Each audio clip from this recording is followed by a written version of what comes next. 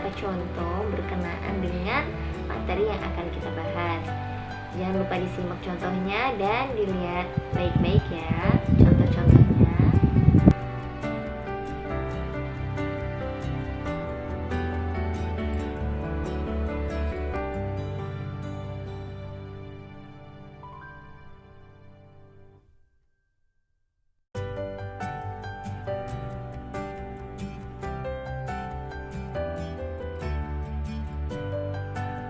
Di materi ini kita akan membahas mengenai serat alam ya. Jadi bagi yang belum paham mengenai materi yang saya sampaikan di aplikasi psikologi, kalian bisa melihat video penjelasan materinya. Jadi materi yang akan saya jelaskan mengenai serat alam. Nah, di sini serat alam kita akan membahas yang poin pertama itu mengenai pengertian serat alam. Jadi di sini bahan serat alam ini itu jenis bahan berupa potongan-potongan yang membentuk jaringan memanjang yang utuh. Nah, jadi serat ini digunakan sebagai bahan baku tekstil biasanya. Ya, jadi serat di sini merupakan bahan baku yang digunakan dalam pembuatan benang ataupun pembuatan kain. Itu adalah pengertian dari serat alam ya. Jadi di dalam serat alam ini akan kita bahas mengenai serat alam dari tumbuhan, kemudian serat dari hewan ya. Yang pertama ini ada serat dari tumbuhan. Nah, serat dari tumbuhan ini biasanya digunakan sebagai bahan baku tekstil yang memiliki persyaratan. Nah, persyaratannya diantaranya apa saja sih? Yang pertama harus kuat, tahan lama, bentuknya tetap, permukaannya yang halus ataupun bertekstur sesuai dengan persyaratan produk yang dibutuhkan. Nah, di sini untuk bahan serat alam sendiri, bahan serat alam dari tumbuhan ini dapat diklasifikasikan menjadi 4. Yang pertama, serat dari biji. Yang contohnya yang pernah kalian buat, yang tugas mengenai serat dari biji, membuat bentuk hewan, bentuk bunga, dan lain sebagainya. Jadi biji ini bisa dari biji apa saja ya, bisa biji kapas ataupun biji kapuk. Kemudian serat dari batang.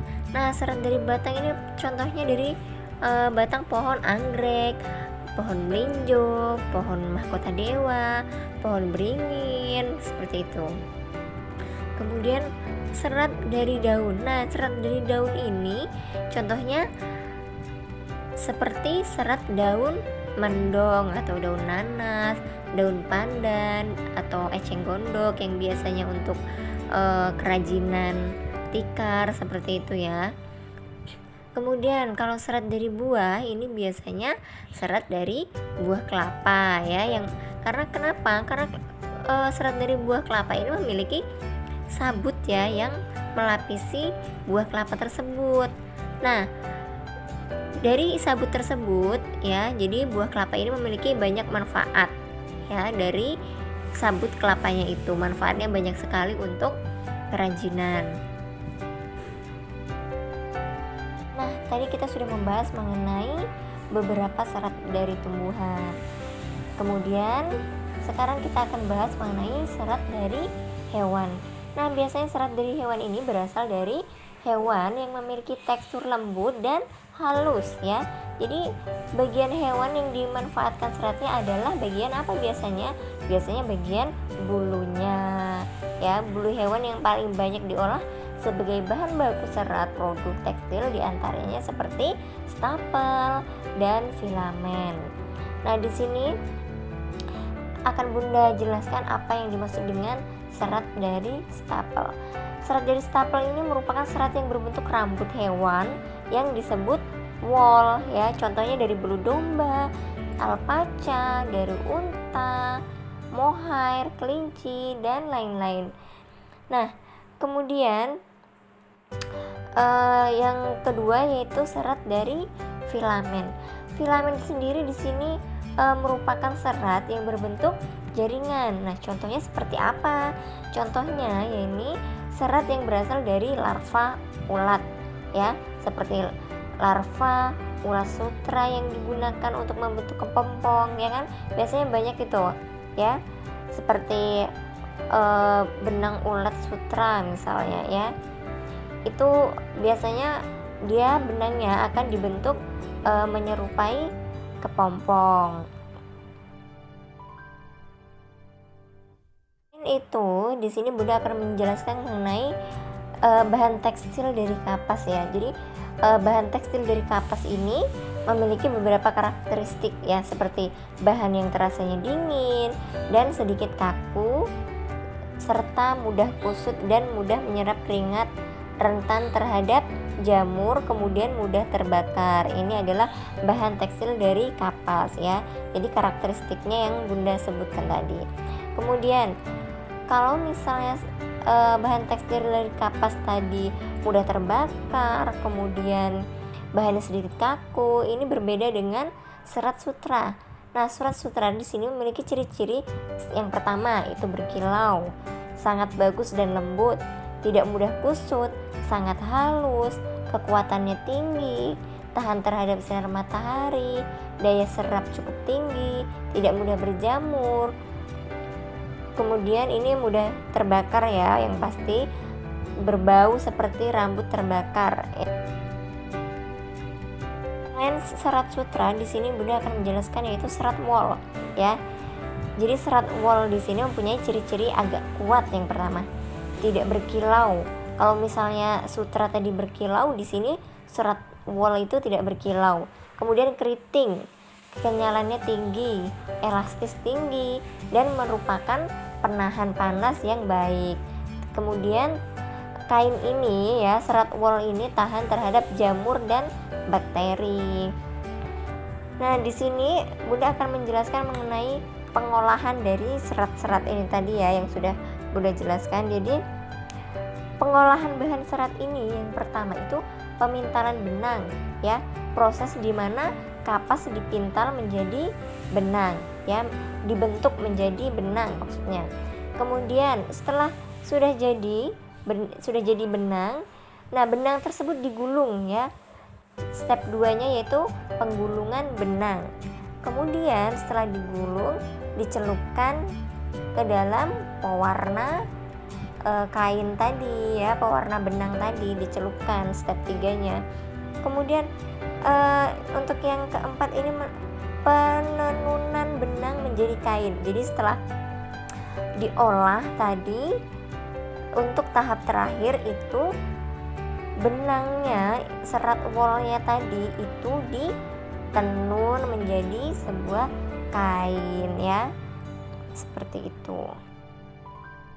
Pengolahan bahan serat, Bunda di sini juga akan menjelaskan mengenai proses. Kalau tadi diolah bagaimana serat wol itu menjadi sebuah benang dan ditenun menjadi sebuah kain, sekarang Bunda akan menjelaskan mengenai proses produksi kerajinan bahan seratnya. Jadi proses produksinya ya. Jadi di sini teknik dasar kerajinan tekstil ya merupakan segala cara yang digunakan untuk membentuk atau mengolah bahan tekstil ya. Adapun teknik yang digunakan sangat beragam. Yang pertama bisa menenun, yang kedua menjahit ya. Menjahit itu untuk apa? Yaitu menjahit itu untuk menyambung kain dan bahan-bahan lain menggunakan benang dan jarum gitu ya. Yang ketiga itu mengikat ya. Poin berikutnya mengenai produk dan proses kerajinan bahan serat. Di sini ada beberapa syarat dalam proses kerajinan bahan serat. Yang pertama, kegunaan. Nah, di mana benda kerajinan harus dapat digunakan sesuai dengan fungsi dan kebutuhannya gitu ya. Kemudian yang kedua, kenyamanan. Nah, benda kerajinan harus menyenangkan dan memberi kenyamanan bagi pemakainya ya. Kemudian yang ketiga, keluasan. Benda kerajinan harus memiliki keserasian antara bentuk dan wujud benda dengan nilai gunanya. Kemudian yang keempat yaitu mengenai keamanan. Benda kerajinan tidak boleh membahayakan si pemakainya gitu ya. Kemudian yang terakhir di sini ada keindahan. Benda kerajinan harus mempunyai daya tarik lebih ya bagi si pemakainya. Terakhir di sini mengenai kemasan produk kerajinan bahan serat ya. Jadi kemasan adalah yaitu merupakan penyajian ya sebuah produk kerajinan yang telah diproduksi ya. Dilihat dari fungsinya, kemasan di sini memiliki 4 fungsi utama. Jadi fungsi kemasan ini yang pertama untuk menjual produk yang pertama, kemudian yang kedua melindungi produk tersebut, yang ketiga memudahkan penggunaan produk, dan yang terakhir memperindah penampilan produk tersebut.